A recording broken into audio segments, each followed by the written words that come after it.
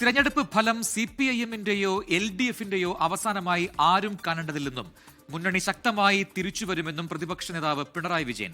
എല്ലാം ചെയ്തെങ്കിലും സർക്കാർ മാറണമെന്ന് ജനങ്ങൾ ആഗ്രഹിച്ചുവെന്നും UDF-ന് ക്രിയാത്മക പിന്തുണ നൽകുമെന്നും പിണറായി വിജയൻ വ്യക്തമാക്കി. തെരഞ്ഞെടുപ്പ് തോൽവി വിലയിരുത്താൻ ചേർന്ന CPIM നേതൃയോഗങ്ങളിൽ ഇന്നും നേതൃത്വത്തിനെതിരെ വിമർശനം ഉയർന്നു. തിരഞ്ഞെടുപ്പിലെ കനത്ത തോൽവിക്ക് പിന്നാലെ 2 ആഴ്ചയ്ക്ക് ശേഷമാണ് മുൻ മുഖ്യമന്ത്രി പിണറായി വിജയൻ മൗനം വെടിഞ്ഞത്. Kannur Sreekandapuram Nediyanga CPIM local committee office ഉദ്ഘാടന ചടങ്ങിലായിരുന്നു പിണറായിയുടെ പ്രതികരണം. ജനവിധി അംഗീകരിക്കുന്നതായും ഇത്തരം അനേകം പ്രതിസന്ധി ഘട്ടങ്ങൾ പാർട്ടി തരണം ചെയ്തിട്ടുണ്ടെന്നും കൂടുതൽ കരുത്തോടെ തിരിച്ചു വരുമെന്നും പിണറായി വ്യക്തമാക്കി. ഞങ്ങൾക്ക് ഈ തെരഞ്ഞെടുപ്പിൽ പരാജയപ്പെടാനിടയായി. അത് ഇതെല്ലാം ഉണ്ടെങ്കിലും ഒരു ഭരണമാറ്റം വേണമെന്നാണ് ജനങ്ങൾ വിധി എഴുതിയത്. ആ ജനവിധി ഞങ്ങൾ പൂർണ്ണമായും അംഗീകരിക്കുന്നു. ഈ പരാജയം CPIM-ന്റെയോ LDF-ന്റെയോ അവസാനമായി ആരും കാണേണ്ടതില്ല എന്നാണ് പറയാനുള്ളത്.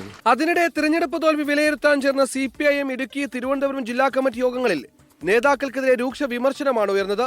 ഉടുമ്പൻചോലയിൽ MM മണിയെ സ്ഥാനാർത്ഥിയാക്കാത്തതിൽ സംസ്ഥാന നേതൃത്വം ഇടപെട്ടെന്നും സംസ്ഥാന സെക്രട്ടേറിയറ്റ് അംഗത്തെ മത്സരിപ്പിക്കാൻ മണിയെ മാറ്റിയത് തിരിച്ചടിയായെന്നും ഇടുക്കി ജില്ലാ കമ്മിറ്റിയിൽ വിമർശനമുയർന്നു. മറ്റുള്ളവർക്ക് 2 ടേം വ്യവസ്ഥയിൽ ഇളവ് നൽകിയപ്പോഴും MM മണിയെ തഴഞ്ഞതായി നേതാക്കൾ ചൂണ്ടിക്കാണിച്ചു. തിരുവനന്തപുരം മുൻ മേയർ ആര്യ രാജേന്ദ്രനെതിരെ അതിരൂക്ഷമായ ഭാഷയിലാണ് V ശിവൻകുട്ടി വിമർശനം ഉന്നയിച്ചത്. തിരഞ്ഞെടുപ്പ് പ്രചാരണ സമയത്ത് ആര്യയെ വാഹനത്തിൽ കയറ്റിയപ്പോൾ സ്ത്രീകളടക്കമുള്ളവർ എതിർത്തുവെന്നും ജനങ്ങളുടെ പ്രതികരണം മോശമായിരുന്നുവെന്നും 1400 വോട്ടിന് ലീഡ് പ്രതീക്ഷിച്ച ബൂത്തിൽ വെറും 5 വോട്ടിന് ലീഡ് മാത്രമാണ് ലഭിച്ചതെന്നും V ശിവൻകുട്ടി യോഗത്തിൽ വ്യക്തമാക്കിയതായാണ് വിവരം. അതേസമയം അമ്പുകൊണ്ട് നേതാക്കളെ സംരക്ഷിച്ച സംസ്ഥാന സെക്രട്ടേറിയറ്റ് അംഗം M സ്വരാജ് രംഗത്തെത്തി. വിജയപരാജയങ്ങൾ ഏതെങ്കിലും ഒരു വ്യക്തിയിലേക്ക് മാത്രം ചുരുക്കിക്കാണേണ്ടതല്ലെന്ന് സ്വരാജ് വ്യക്തമാക്കി. സ്വാഭാവികമാണ്, വലിയൊരു പരാജയം ഉണ്ടാകുമ്പോൾ ഒരുപാട് വിമർശനങ്ങൾ വരും, ഒരുപാട് കുറ്റപ്പെടുത്തലുകൾ ഉണ്ടാവും. വിജയം ഉണ്ടാകുമ്പോൾ ഒരുപാട് അഭിനന്ദനങ്ങളും വരും. അത് വളരെ സ്വാഭാവികമായിട്ടുള്ളൊരു കാര്യമാണ്. വിവിധ ബ്യൂറോകൾക്കൊപ്പം 24 കണ്ണൂർ.